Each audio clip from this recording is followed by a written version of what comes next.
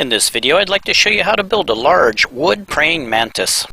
If you're looking for shock value when people are driving by, it doesn't get much better than this. The source of our mantis came from Sherwood Creations. For a nominal fee, they'll sell you a template to get you started. They'll show you how to lay the parts out on the plywood for cutout, give you a materials list, some general written instructions, and a 3D drawing showing how to attach all the parts. Okay, let's get started by clearing up a problem we ran into when we first started. The materials list calls out exterior grade plywood G1S or G2S. When you go to the store to buy it, you're not going to find G1S or G2S plywood. At least, it's not labeled that way. G1S means it's good on one side, G2S means it's good on two sides. At the store, you'll find G1S is actually labeled ACX plywood. The A means that side is sanded, or it's the good side. C means the reverse side of the plywood has knots, and the X means exterior grade glue was used. G2S will be labeled AAX. The A's mean each side is sanded, X is exterior grade glue. But good luck finding this unless you're in a specialty store. To get G2S grade plywood, I actually purchased 3/4 inch cabinet grade oak. It's not waterproof, but once it's painted, it will survive short durations outside. One of the most common questions I'm asked about this project is how much does it cost? Start out with a $50 sheet of plywood, $14 for the pattern, $8 for the carbon paper, and a whole bunch of other stuff that'll nickel and dime you for a grand total of $154.51. And that's just the cost for the materials. Your time is worth something as well. You have to pick up the materials, primer the plywood, copy the pattern, then trace the pattern onto the plywood, cut out the parts, primer the edges of the parts, paint the entire project, and then assemble the project. It took my bride and myself about 3 weeks to build this, but I think the final project is well worth it. Let's get started on building. The pattern comes in 3 large sheets of paper. Unfortunately, the paper's not large enough for the entire pattern, so you'll have to get some carbon paper, make copies, and do some cut and pasting. You can purchase these large sheets of paper from an arts and supplies store. Place your blank paper on the table, cover it with carbon paper, then put the original over top of that. When you trace over the original with a pen or a pencil, the image would be transferred over to your copy. The image will be an exact replica. The template only has one image for each part you're going to cut out. For example, it's only got one arm. You need 2 arms, one for each side. So you'll make 2 copies of each part. And one of the parts will be a mirror image of the other. To do this, mount one of the carbon papers upside down so when you trace it, it's drawing on the back side of the paper. To hold everything in the same spot while I'm tracing, I just throw a couple staples into the paper to hold it in place. They do have special pens that allows you to trace without leaving a mark on the original, but I just use a pen because I like to know if I've missed anything or not. Once you pull that carbon paper up, it's very hard to get it realigned. Now take a pair of scissors and cut out each of your parts. I usually cut about 1/4 inch away from my lines. This is because you're going to have to go back and trace over those lines one more time before this project's over. Earlier I mentioned that you're going to have to do cut and pasting. Here's an example. The legs with feet attached were too big to fit on the original template. So you trace the legs and trace the feet separately, cut along the dotted lines, then tape the feet onto the legs. Believe it or not, they actually sell carbon paper in 4x8 foot sections. So take one of these and spread it out on your pre-primered plywood. Using the plywood layout diagram in your template as a guide, place all your parts on top of the carbon paper. Since it's imperative that none of this stuff shifts while you're tracing, I temporarily hold the patterns into place using the weight of magnets. Then I staple each pattern onto the table. And here's why I use magnets. Using a larger magnet, just wave it over the other magnets and it picks them up off the table very easily.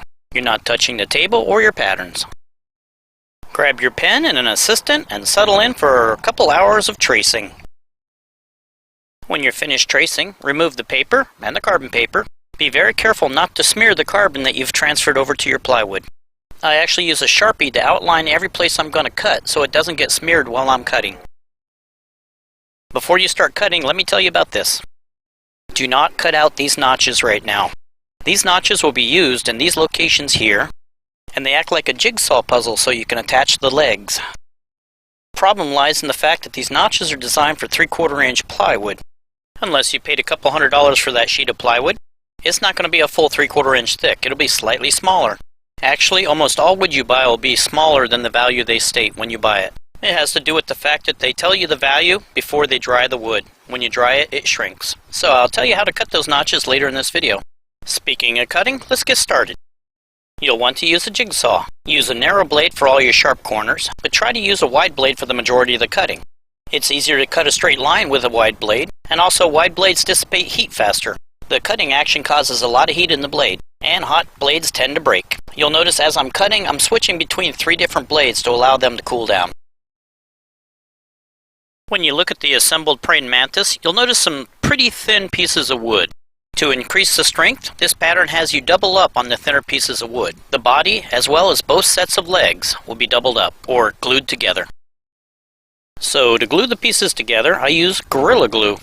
This glue is activated by moisture, so you just put it on, wait about 5 minutes for the air to get to it, then place your 2 pieces of wood together.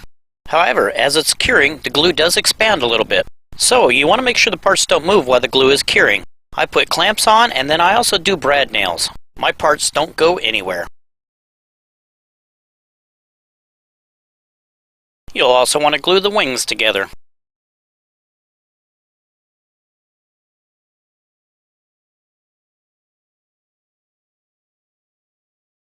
Since you were cutting 3/4 inch plywood with a jigsaw, you're going to find that some of your parts just don't line up quite right. But they're not off by much and they can be trimmed. At the same time, you're cutting off that glue squeeze out. Even if your parts do line up perfectly, you want to go ahead and trim that glue off.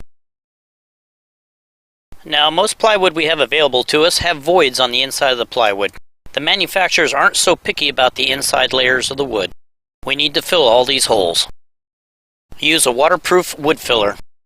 I didn't include this in the price list because if you're a woodworker, which you are since you're going to be making one of these, you already have some of this around your shop.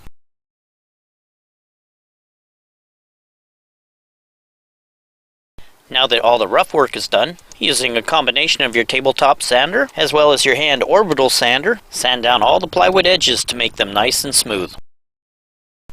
Now that our wood is glued together, it's time to make our cutouts for our legs. Use calipers or a tape measure to measure how thick your wood is on your legs. Then on the body of the praying mantis, mark this as the width that you'll be cutting out. Normally you cut on the inside of the line, but in this case I cut on the outside of the line so that I could allow room for the paint and primer that we'll be putting on later. A quick fit check shows it'll work. Now mark and cut out the corresponding slot on the body of the praying mantis. We're all done cutting, let's start assembly. I've previously glued the eyes onto the face, now we're putting the face onto the body. Oh, and it looks like I need more duct tape for my jacket. Anybody know where I can buy green duct tape? This is what an assembled praying mantis head looks like before you paint it. Here I've temporarily clamped on the arms. This is so I can permanently mount the forearms. After everything's been painted, I'll do the final install on the arms. When you're installing the legs, it shows the shorter legs in front and the taller legs in back. I actually wanted my mantis to stand more upright, so I reversed the legs. Before completing your final assembly, primer all the edges of the plywood and paint the thing green. You'll need to put a little yellow on the belly, but the plans show you how to do that. Mount the first set of legs by pre-drilling a hole, countersinking, and then putting a 3-inch screw in. Oops, forgot to film putting the screw in. Trust me, I did it. It seems switching legs caused me a little problem. These legs don't fit back here. This problem can be easily solved with a coping saw. A little trimming on the back legs and repaint. I attached the back legs with him standing up so I could get the correct posture. That's for the bug, not for me. Attach them the same way you did the front legs. Pre-drill, countersink, and use a 3-inch screw. Enlist the aid of a helper and clamp the arms into place. Then screw the arms on.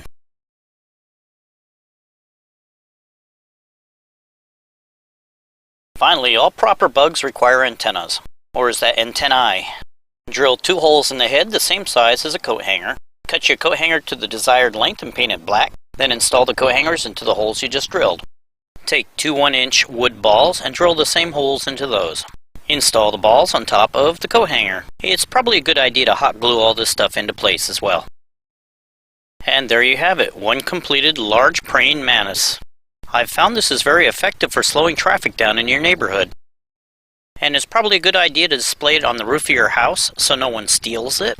And also being up here on the roof, it's more visible to low-flying aircraft. Well, thanks for watching.